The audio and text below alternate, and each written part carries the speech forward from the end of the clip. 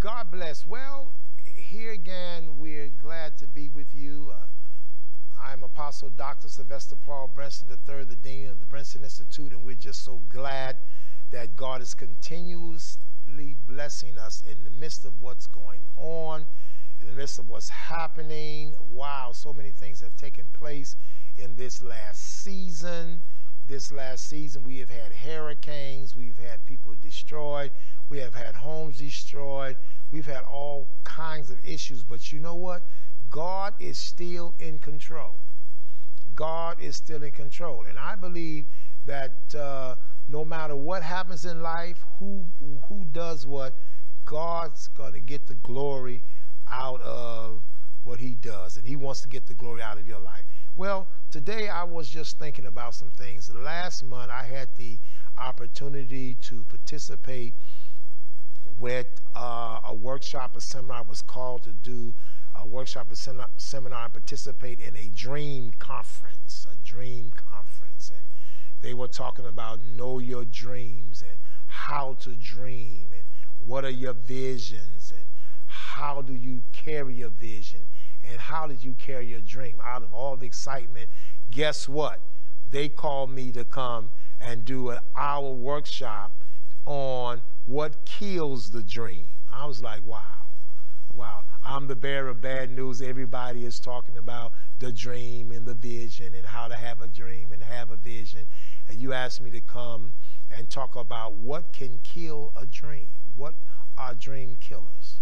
So I want to, I thought about that. Why don't I share this with our television family, our studio audience, about dream killers? What happens? What are some of them? I've got about 7 principles I want to share with you today. I don't know if we get through all of them, but I've got about 7 principles to talk about that we have to be sensitive to, that if we're not careful, it will kill our dream and kill our visions. We all have visions and dreams. We all have visions and dreams. Many of us don't know what to do with them. Some of us, we need to be coached in them. But if you talk to an average person and really talk with them and share with them, and if you're a good listener and you have a good gift for discerning the spirits, you'll be able to discern a dream or a vision or some sense of hope or some sense of expectation, or you'll hear them saying things like, we ought to, or what if everybody could. Well, I had an idea. I wonder if this would work. I wonder, is everything okay with what I said? It's because God has put within us the capacity to dream, the capacity to have vision. So let's take a look at some of the things that causes us to lose our dream and vision, or to abort our dream and vision, or just don't have it at all again. I just don't feel it anymore, Apostle. I just don't feel it again. I don't feel it anymore. Well, let's look at one of the principles that we must understand. Is that one of the principles of attack that will attack your vision or your dream is that you do not align your vision and dream with your purpose and your destiny. Some of us, we be dreaming off the hook. The question is, do I know my purpose and my destiny? What am I born for? Where did God put me here? What are some of the things? Who do I talk to in my engagement of life? Who do I come across that helps me understand my purpose? My purpose. What have I been destined to do? In the midst of what goes on with me in life, in the midst of what I come in contact with, you have to know and understand that you still had destiny is on your side. You may be delayed but not denied. Destiny calls to your purpose. Destiny identifies your purpose and say, come, come. Future calls to your presence and say to your present, come out of your past, wake up, understand where you are and what you're doing now. Accelerate, look at it, evaluate, because destiny say, come here, come go with me. We got some things to do. We got some places to go. We got some dreams to look into. We've got some visions to activate. Come go with me. So anytime you don't align yourself with your purpose and destiny, you are going to be given the capacity to dream. You're always going to have dreams and visions. But if you're not aligned with your purpose and destiny, your dreams and visions are going to be off. So a dream killer could be the fact that you have a dream, but it's not the right dream for you. You have a vision, but it's not a vision from you. It may be the vision. It may be, or sometimes people get visions from other people's vision and dreams from other people's dreams. But then also there's an innate dream and a dream capacity and vision capacity in you as you live life. The question is, if you do not, what is your purpose? Because if you do not understand your purpose and destiny, you will tend to dream off base. Your dream and your vision will tend to be off and not aligned with your purpose, and you will find yourself frustrated trying to live out a dream or trying to live out a vision, and it's not even in with your purpose. And so therefore you realize you keep losing energy and don't have the energy, because if you have a dream and vision and it's not in alignment with your purpose and destiny, it will kill it.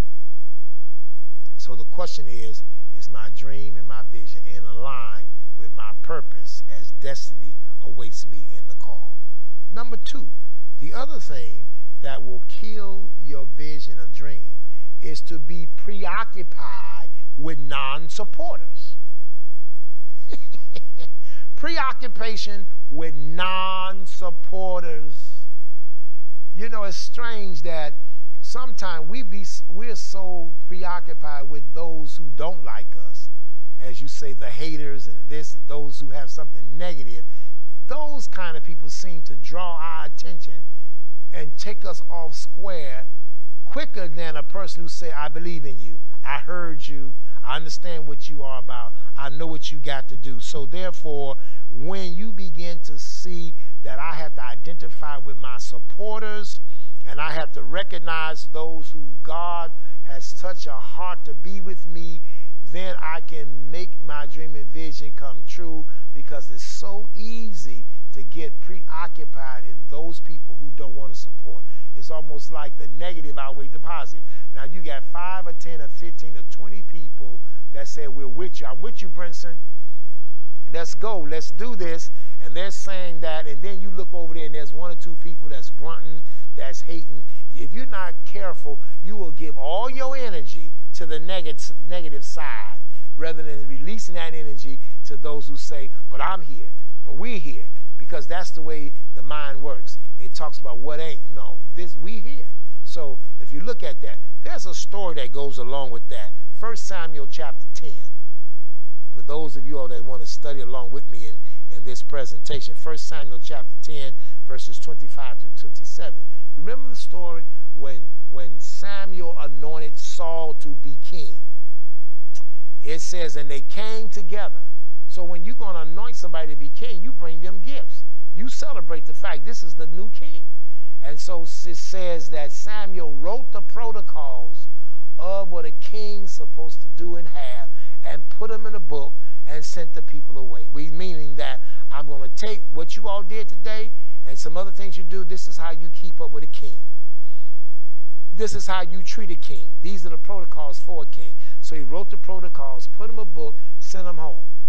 The biblical text says Saul, after being made king, and Samuel, after sending the people home after the celebration, that some men of Belial, then there were some men of Belial that says, this man is not going to rule over us.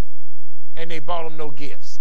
You know, it's bad enough to have some people say they're not following you. But then they, you know, the things that you feel that you should be getting from them, they cut them off. They brought him everybody brought the king a gift. They all came to the celebration bringing a gift. These people said, no, you're not going to be our leader, and they brought you no gifts. Who are the people that bring you no gifts? I know you know who they are.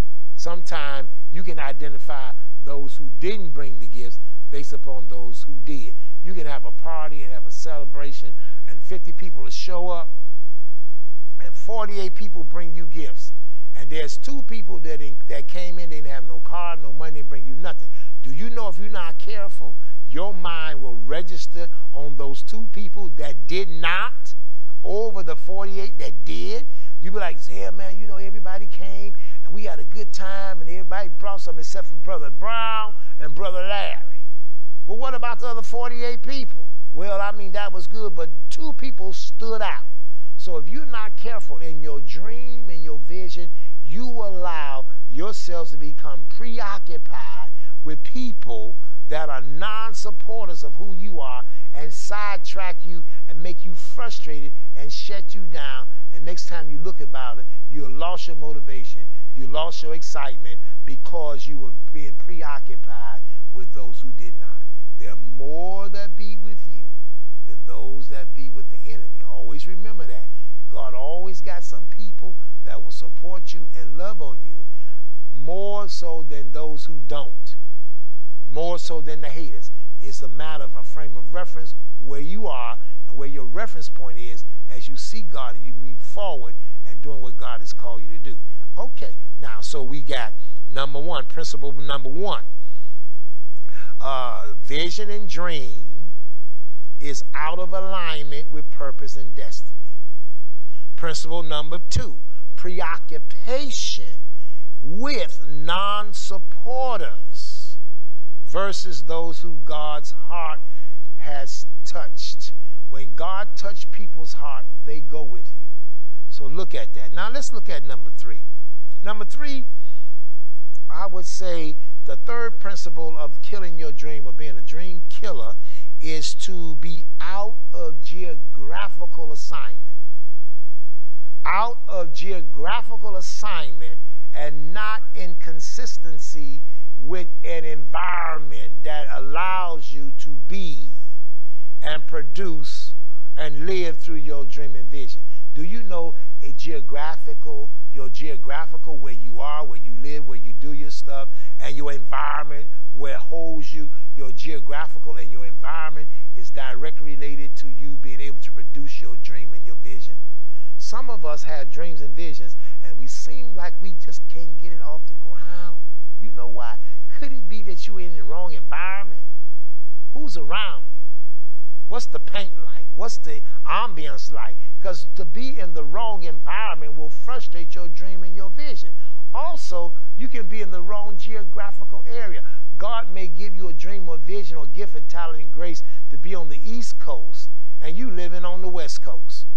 And or you supposed to be in the South region, and you way up in the North region. So where does your vision and dream work at? Where there's a geographical assignment to you.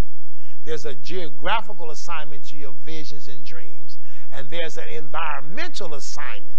Some places, a lot of noise and a lot of unorganization frustrates your dream, because sometimes your dream and your visions may come out of quietness and solitude. But instead of being in a quiet place or a solitude place, you up there where there's a lot of noise, Then you want to know why you have not been able to set forth your dream and your vision. Is because you did not understand that your geographics and your environment plays a great important role on you achieving your dream. So here we are. We said vision and dreams that are out of line with purpose and destiny will kill your dream. That's principle number 1. Principle number 2, we said preoccupation with those people who are negative and non-supporters over against those who support you will kill your dream. We said now that being out of geographical alignment, you're not where you're supposed to be geographically placed, and your environment, you're not there. So that can kill your dream. Now, number 4, I say and suggest, number 4, what will kill your dream is you do not wait for God's 100, or you don't wait for God's 400, or not God's 300. Put it that way, God's 300 or God's 400. What we say about that is Gideon had 300. That was God's assigned number, the Gideon 300. And David had 400 men that followed him plus. So when you have a dream or vision and you write it and make it plain, you have to also wait for affirmation. A lot of us, we don't wait for affirmation. Well, I got me a dream, I got me a vision, I'm going to do my thing. You don't consult with nobody. You run out there and put it all together. Now you're upset because nobody came, nobody comes. You can't get the right resources. You know why? Because you didn't wait to go through the process of affirmation. Let's look at Gideon. God said, you know, not only do you have a dream and a vision, you have an assignment. And you got your assignment is to whoop up the Midianites. So you told your dream and vision. You got 30,000 people, but that's too many. That's too big of an endorsement. I don't, you know, I need a smaller group to work with.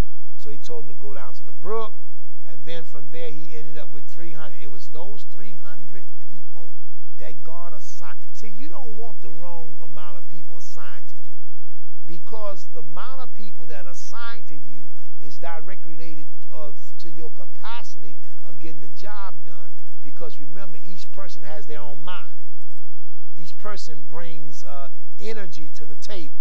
So therefore, you must be clear on the how many energy or energizers do you need to do this project, and what are the qualifications of those people you're asking to do the project in order for the project to be efficient. So you have to wait for an affirmation. So Gideon says, okay, there's 300. There's 300 people that now is responding to the Gideon call. God said, I'm going to nail it down to 300 because these people got to think like you. You got a special assignment for them. One of the things you're going to do is you're going to give everybody a picture. You're going to give everybody a candle, and you're going to tell them to smash the picture, light the candle, run down the hill, and holler and make noises and create a statement. Now, how many people will follow that kind of vision leader? What? Not all of them 30,000 people that showed up. So God said, I got to sometime break your stuff down to a smaller group of people, because the style that I give you, see, now everybody, you know, some people, they want to help you, they want to work with you, but they don't want to work within your style. They want to bring their style to the table. It causes confusion.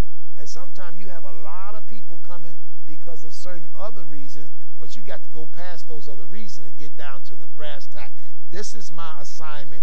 I have a certain style I want. There's a certain way to complete it, and God has to put you through the process for you to discern and understand. So there has to be affirmation. So if you don't get the affirmation from God about what he's giving you and it's clear, you'll get your assignment aborted. David had the 400 assignment. He had the 400 support. If you look at 1 Samuel chapter 22 with the David piece, Judges chapter 7 for the Gideon piece. So David, what happens to David? David goes to the cave of Adullam. The Adulamites, all of those people that came to David, they were wanted by the government. They were frustrated, but God sent him, and it said, and David became their captain. 400 men. He became their captain. Sometimes you have to wait till God send you people of like interests. You know, sometimes, some of the people that God send you in your vision and dream implementation, you know what? Some of them are going to be hurt just like you. Some are going to be wounded and frustrated just like you. Some of them are coming to you because they can identify your pain and your frustration. And the question is, do you turn them away because it reminds you of you? Or do you say, we can see this, I feel you, and because you can identify my pain and my process, and because you can identify and I can identify with you, we can create a team so we together can do something. Is that what happens with mad moms against alcohol and driving? Your son was killed by alcohol, somebody else's son. Out of our pain, we came together, we got a vision, we got a dream, we grew it. So the cave of Adullam was a place where David was hiding out from Saul, and it said, and all those people that were wanted by the government that had issues, they flocked and they came to David at the school of Adullam. And so what happens is, we have to understand that what happens to people is that sometimes God will connect you with people with like passion, like pain, like expectation, like situations are the same. Don't run away from them because they may be your affirmation. Because sometimes to run away is to abort your process. God, I thought you was going to send me some people to take me here and take me there and take me here and take me there. And God said, yes, I did, but you didn't want them. Well, I didn't want them. They reminded me of this. They remind me of that. They was having the same problem. God said, yeah, but if you put your heads together, the creative genius of your pain, the creative genius of your mess become your message. And you together will be able to stand and support each other and become much more sensitive to the negatives that hinder and block your process. So some of the things that can come against our goals and our visions and our dreams is to not to wait for affirmation. We need the affirmation of others, some of them that was in the light group or others that God will send us that have some common concerns. So that's why it's important. So sometimes you've got to have people that is familiar with the old system long enough, because the familiarity with the older system helps them to attract a new system. Some people are familiar with the old system, but they want to stay in the old system because they like it. But those people who are really into the system and understand the old system, some of them are so excited and so polished when they get introduced to a new system that they spend time and energy and learning that new system well, because they're saying we're tired of that old system. So you need some people that's familiar with the old system, tired of the old system, looking for something new. And sometimes God will send you down that lane of highway to get some folk out of the old that happens to be waiting on the new. So we got to look at that. Now, the other thing that you might want to understand is that you must be able to identify and disciple your inner core group. Many of us have dreams and visions, and we have dreams, visions, and goals, but we never identify our inner group. We just say, well, I got a dream, I got a vision. We never ask ourselves, what are the best kind of people need to be on my team? How do I build my team? And most of us, we need to look at how do we intentionally build a team. Sometimes we can be talking and sharing our vision, our dreams. Oh, I work with you. Oh, but if we don't have the right discernment, we'll bring anybody on our team. Now we're frustrated because there's so much tension in the team. We end up getting aborting our process because we didn't ask God to sensitively identify with us those kinds of persons that will be excellent for our team. So you have to be able to identify. Let's look at it from a biblical standpoint. From Luke chapter 6, around verse 12, it says, and Jesus went into the mountains and prayed all night. Went up into the mountains, prayed all night. After which he came and he called his disciples to him. He called his disciples to them, out of which, calling his disciples, he called 12 to be his apostles. Isn't that something? He didn't come back and just call 12 disciples. He called all of his disciples to him that morning. He said he came down from the mountain and he called his disciples to them. And then out of that group, he identified 12. The question is, can you get relatively a 12 out of your large group? What percentage can you get out of your group? Whether it's 3 out of 5 or 2 out of 7. Where is your inner core? How do you identify your inner core? There must be some identification of your inner core people or persons or situations that is concerned about your dream, your vision. As you share it and tell it, you may be able to look at the responses. There's some people say, oh, okay, that's good, that's nice. Other people, well, tell me more about it. Then there are other people, they just listening all intent. So, but yet you have followers, but do you have your intent followers following you closer? And can you identify out of all the people, that was a good dream? Oh, I like that. Brinson, you know that's good. But out of all the group that give me my accolades and all the stuff that I get, I got to have an identifiable small nucleus who is committed to the purpose and destiny of where I am and can celebrate my dream and not try to be divisive in the dream process. So the question is, who are you discipling? Sometimes you may disciple a person or persons and they have your dream. They can get the dream. Sometimes you have to grow people up. You have to actually grow, nurture, and mentor, and then recruit people to be a part of your dream.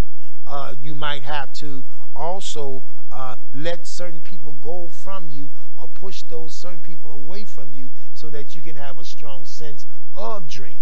So the question is, how do I identify my disciples, and who is my inner core group? Jesus had 12. How many you need, and what is your supportive staff?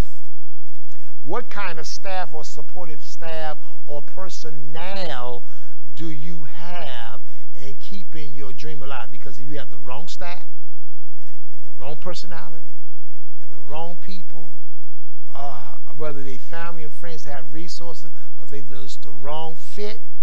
If you got the wrong fit, you must acquit.